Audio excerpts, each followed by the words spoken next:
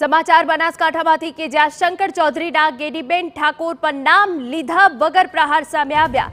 વાવના બિયોક ગામમાં શંકર ચૌધરીએ આડકતરા પ્રહાર કર્યા। સરપંચ અને ડેલિગેટ વચ્ચેનો તફાવત સમજાવી ગેડીબેન પર શાબ્દિક વાર કર્યા। સરપંચમાંથી રાજીનામું આપી અને ડેલિગેટ બનવું છે।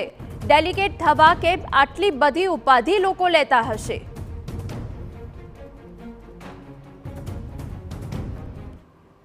સરપંચ અને સંસદ સભ્ય એટલે તાલુકા પંચાયતના ડેલિગેટ। સમજો છો તમે બધા? બધાને સમજણ પડે છે? ડેલિગેટ અને સરપંચ આ બે માં કોઈને કીધું કે તમારે સરપંચ થવું છે, ડેલિગેટ થવું છે, શું કરે?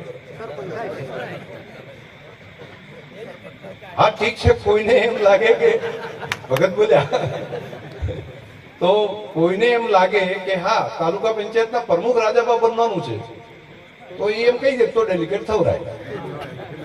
તાલુકા પંચાયતના પ્રમુખ બનવાનું હોય તો ડેલિગેટ થવરાય, પણ ડેલિગેટ ત્યાં તો નક્કી છે કે એ કરે તો ભાઈ એ વાત તો છે નહીં, પ્રમુખ વાળો વિષય કે મગજમાં છે નહીં, તો પછી સરપંચ રહેવું કે વગર કારણે સરપંચ માંથી રાજીનામું આપીને ડેલિગેટ થવું, તો પછી એમાં તો હોય। આ વિશે મને હજુ સમજણ નથી પડતી કે શું કામ કરતા હશે, શેના હારું આ ઉપાધિ હોય છે।